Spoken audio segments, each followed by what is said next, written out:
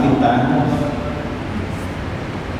di dalam membina membentuk keluarga yang sama sakinah mawaddah warahmah, yaitu al-adlu baina auladina, adil di antara anak-anak kita. Ini kalau dijabarkan Pak, adilnya kemana-mana, termasuk adil kepada keputusan pengadilan. Dalam fikih, hukum fikih, jangan ngomong tentang hukum nasional Pak, itu sudah sepakat. Hukum fikih Islam saya yang spesial, itu haram yudikatif, lembaga yudikatif, terutama jaksa, hakim, termasuk yang menunjang terjadinya keadilan polisi, menerima pemberian bentuk apapun, apakah pemberian berbentuk jasa ataupun barang, mereka haram menerima dari masyarakat. Khawatir terjadi nanti apabila yang memberikan TBK tersebut ada masalah di pengadilan, sehingga hakim atau jaksa atau polisi tidak objektif. Itu dan bisa ditetapkan Pak. Kalau ditetapkan misalkan sah, tetapi hakim itu minal fujur, termasuk pendurhaka, wajib dipecat, dikeluarkan dari pekerjaannya, dimutasi terserah jadi apa saja. Jadi seorang hakim, seorang jaksa, bagi polisi tidak boleh ada konflik interest, konflik kepentingan pribadi dan keluarganya dalam memutuskan hukum. Contoh kecil misalkan ini Pak, Ibu yang dirahmati Allah, seorang hakim atau polisi kehujanan, ada masyarakat Pak mampir dulu silahkan, ada teh, ada kopi. Seorang polisi, seorang hakim, seorang jaksa haram mampir. Kalau benar Pak, kalau benar ya, itu termasuk gratifikasi namanya. Kalau mampir kasih kopi, kasih teh, semuanya, apalagi Pak baju bapak foto kan gitu. Ini adalah ceritanya lah, kasih sesuatu, apalagi kalau setiap ada momen hari besar Islam atau hari besar kenegaraan, misalkan Idul Fitri lah, Agustusan dikasih sesuatu, maka haram menerima dan bisa termasuk gratifikasi.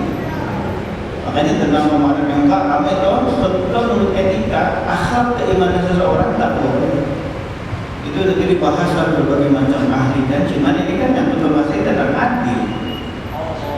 Jadi di mana-mana Pak tentang ada itu.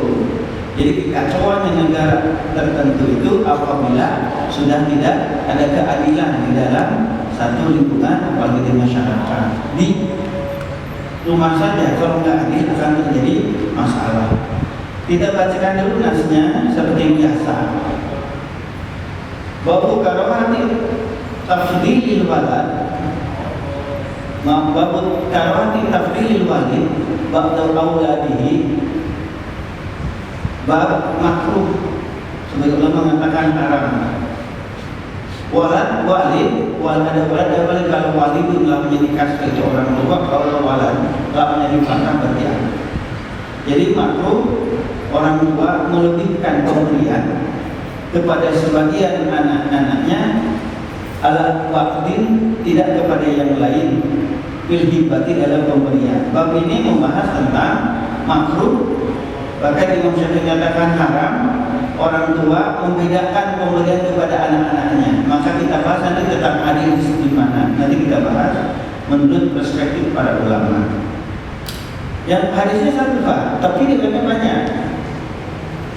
An-Nu'man bin Bashir, dari Nu'man bin Bashir radhiyallahu anhu, semoga Allah meridhoinya, anna abahu atabi Rasulullah, sesungguhnya ayahnya Nu'man yaitu Ibnu Bashir membawa Nu'man Rasulullah kepada Nabi Muhammad sallallahu alaihi wasallam. Faqala, maka berkata dia, ayahnya Nu'man itu, ini nahatu ibni hadzal ulama, aku telah memberikan sesuatu hadiah sedekah pemberian kepada anakku hadzal ulama, karena ini anakku ini aku beri.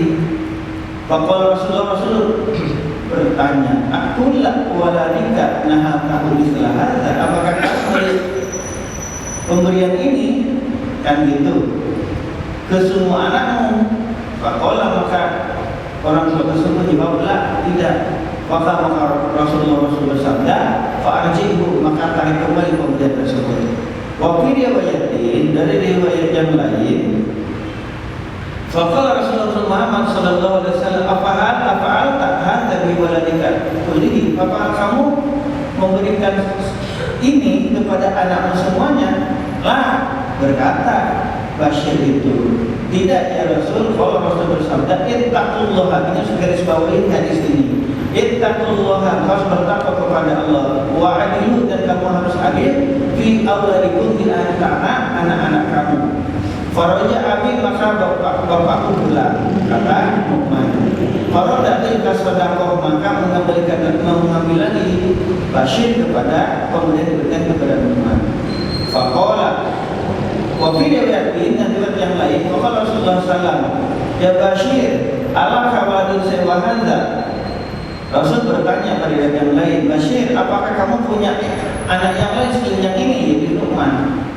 Faqala, maka Bashir berkata, na'am, betul ya Rasul. Qala, maka Rasul bersabda, aqul lahum wa habda lahum mislaha, apakah kamu memberi semuanya kepada mereka?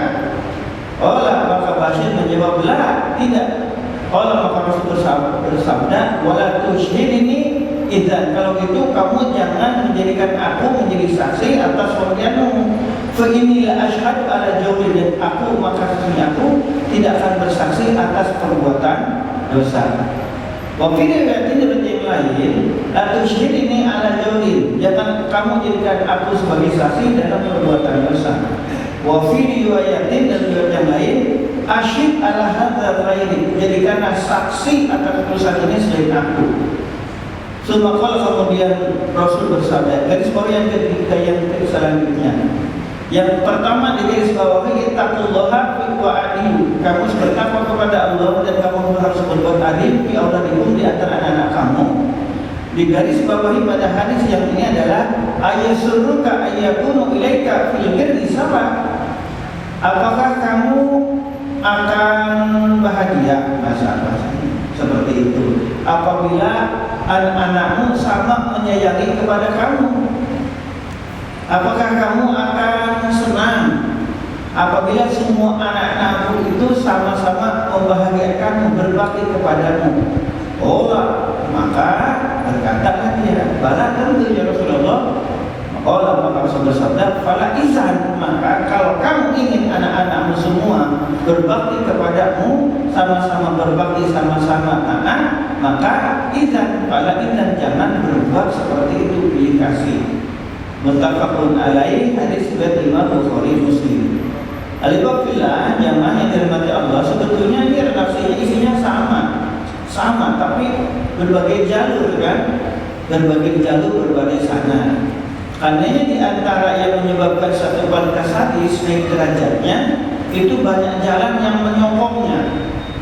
Kan kualitas hadis itu pertama ada hadis sahih, hadis hasan, hadis dhaif. Hadis sahih lidzati, memang kualitas hadisnya sahih. Syarat sahih itu kan ada 5. Pertama, ittisalus sanad, bersambung sanadnya. Mulai dari yang menulis hadis ini, misalkan Imam Bukhari, Imam Muslim, Imam Nasai, Imam Al-Qurtubi, Ibnu Majah, misalkan Ibnu Hakim, sampai ke Rasulullah, ittisalus sanad, nyambung dan terputus. Yang kedua adalah al-adalah, adil yang meriwayatkannya, yang menulis sampai kepada sahabat tersebut. Yang ketiga adalah dhabtur rawi, hafalannya bagus. Apakah bentuk hafalannya ini tertulis, dhabtus sadri, dhabtus sadri itu hafal di otak, bagus. Jadi diulang-ulang, meskipun misalkan tahun 2010 ditanya tentang hadis itu, ditanya lagi sekarang 2023 sama, persis titik komanya sama. Berarti dhabtus sadri yang itu bagus hafalannya, otaknya encer. Atau dhabtul kitabah, jadi tulisannya tetap ada. Ketika ditanya 2015, kamu kan nyimpan tulisan tangan ini, ya. Coba ada nggak tulisannya? Kalau disodorkan kepada kita 2023 tulisannya sama seperti yang dulu, maka itu termasuk dhabtur rawi. Meskipun bukan secara hafalan, tetapi adalah tulisan. Itu yang menyebutkan di situ sahih. Yang keempat adalah ada musyrik. Tidak ada pertentangan, tidak menyalahi hadis itu dengan orang yang melihatkannya lebih sikoh, lebih terpercaya.